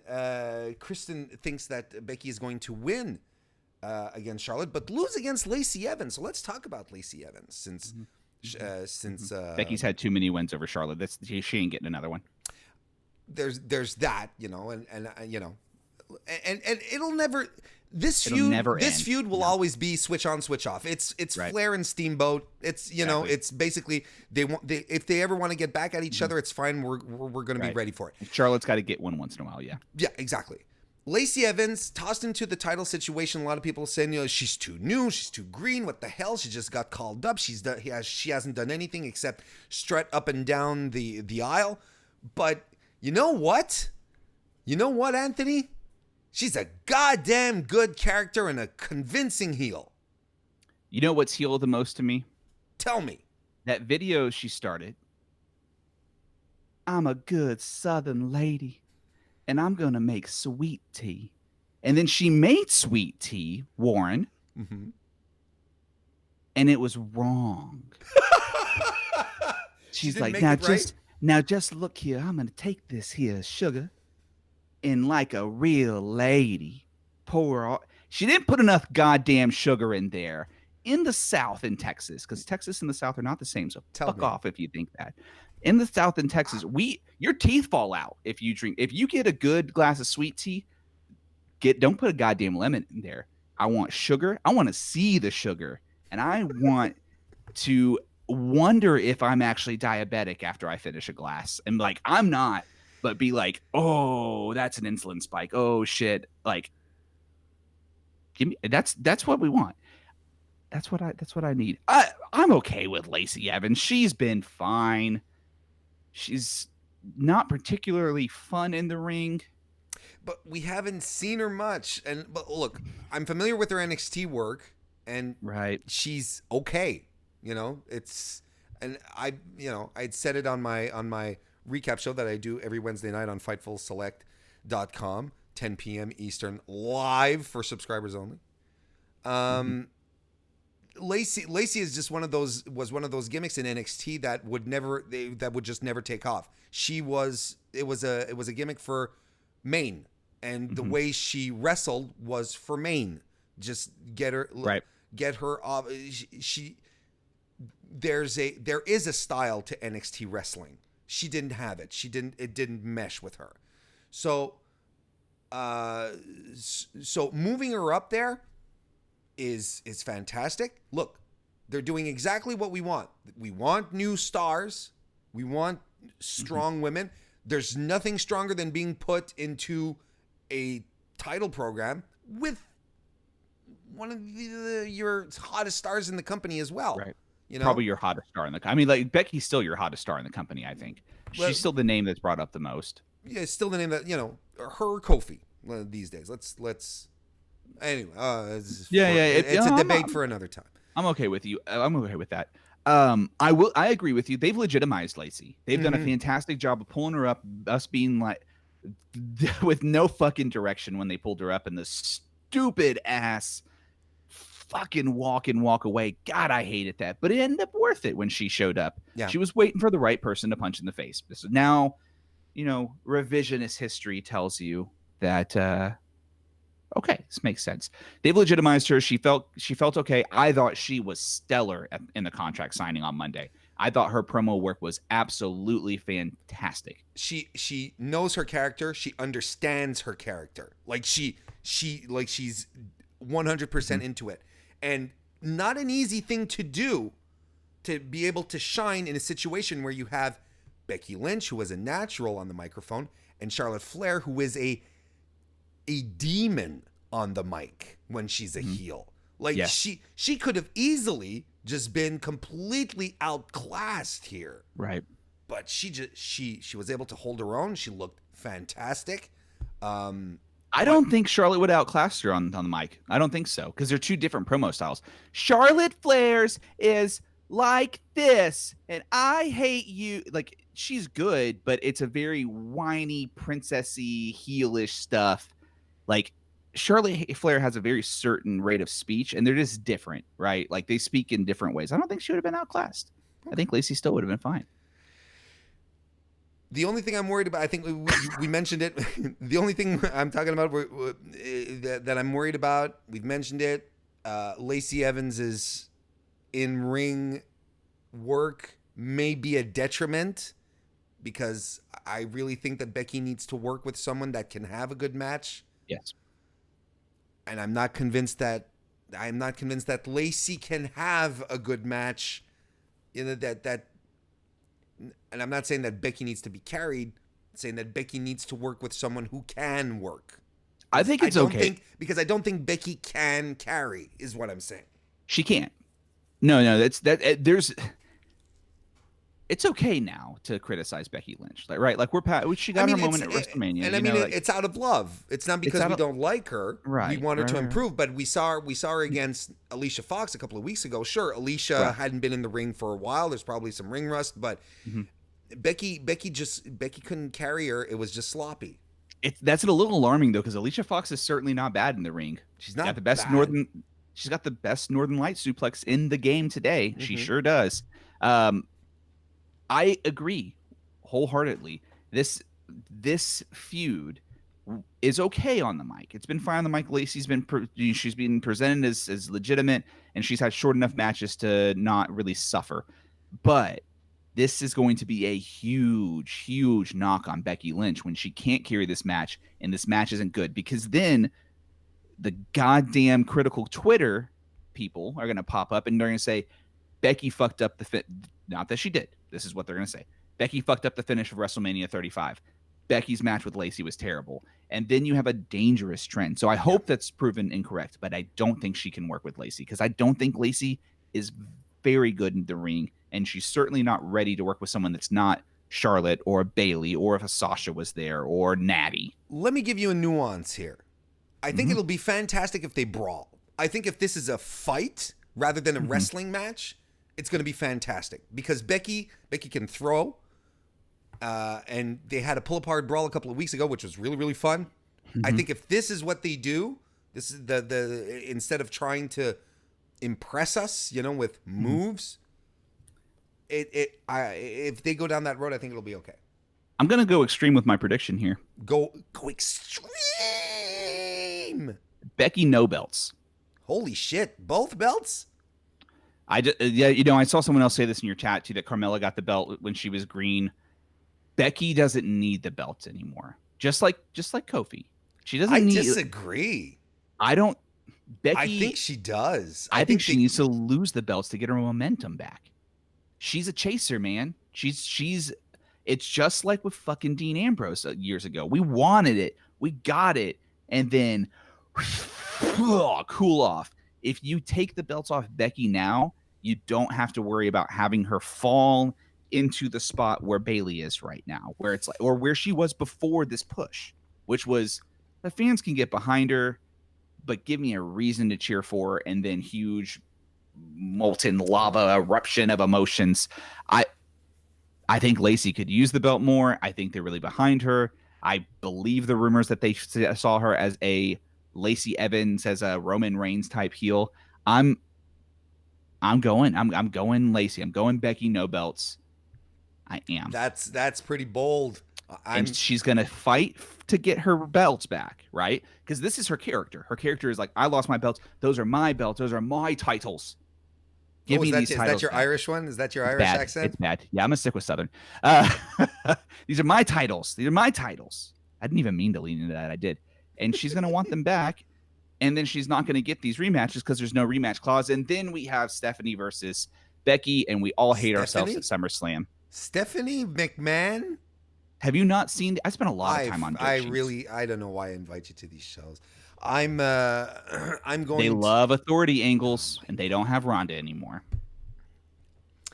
I think I'm going with Becky retaining against Lacey, and I think she drops to Charlotte, and it's just the perfect heel thing to do for Charlotte, and I think it's what makes most sense. Mm-hmm. Because and it's going to put Becky on Raw. Mm-hmm. Mm-hmm. Despite the fact that there's a wild card rule and you can go fight whoever you want now, but anyway, I think that's still what's going to happen. Now, let me also say that I don't know that I completely agree with my own prediction. I just wanted to bring a counterpoint, but I leaned into Becky losing, so I'm going with there it. There you go. What a man you are. Anthony, is this going to be a good show overall? Are we going to have a good time? Are we going to remember Money in the Bank 2019? I'm going to say this, and this is a trend I've noticed for me personally. When I don't think I give a shit about a pay-per-view, it ends up being pretty good. I think it was Elimination Chamber this year. We were all like, oh my God, this is going to be trash. Mm-hmm. Great show. Yep. Fantastic show. Yep. I had low expectations for WrestleMania. That WrestleMania 35 was one of my favorite WrestleManias I've seen in a long time. Agreed. Not as good as 30. Pretty damn close. I think Money in the Bank will be very good. I think there is a real opportunity here for them to have a moment that lives on forever if they use the briefcase, have a cash in the same night, and use it on the right person. And damn it, you got me. The right person is Bailey. they have an opportunity, multiple opportunities during this show to start building some new people, Right. tossing some new faces. There's a bit of a, not a reset button, but a, okay, we're closing a chapter and opening a new one. It has this type of feel in a lot of circumstances, especially with the women's matches. I'm looking forward to it. And just before we sign off, I just want to point out that in the chat, we have Oreo N. Slayink, I should say, excuse me, Okay. who's from the Netherlands, joined live for the first time, 5 a.m. over there, tuned in to watch Warren Hayes and Anthony Suter talk about Money in the Bank. Anthony, tell the good people where they can find you and your work. Did that ambulance ever show up for you from the beginning of the show? I locked the doors. Okay, great. Well, I hope they're there. You've been waiting for 2 hours just outside. I guess they're just waiting. You guys can follow me at Smark to Death. I am doing a lot of content. I'm predicting this show again tomorrow with Jonathan Pilquist on youtube.com/SmarkToDeath at 7 p.m. U.S. Central Standard Time. Please do that. I'm also going to be doing a little show, prediction for a little show that you guys might have heard of called Double or Nothing. I am predicting that with Amy from Dragon's Den podcast and also with Queen of NE from Queen's Court podcast. So excited about that. You guys follow me. I'm excited about this new part of Smart to Death. I'm going to get to bring on some people I've wanted to work with that have wanted to work with me for a while. And yeah. And guys, listen to Mr. Warren Hayes. He does a great job. Everything. I really, really, really love doing work with Mr. Warren Hayes. And so I'm excited because I think that this solo opportunity is going to give me more opportunity to actually get to do some more work with you, man. Yeah, I think so. I think we're on the uptick. And Anthony as well does, he mentioned it earlier, he does some work over on belltobells.com, which is Kristen Ashley's brand new privately owned women's wrestling website where she covers I'm sorry, did you say grassroots? No, I said independent. Mm-hmm. Yeah. Yes, she's doing it out of pocket. Self-made grassroots. Exactly. And not the fun grass. No. We're shit you have to mow and cultivate. The sod. The sod. Right. Go check that website out. Belltobells.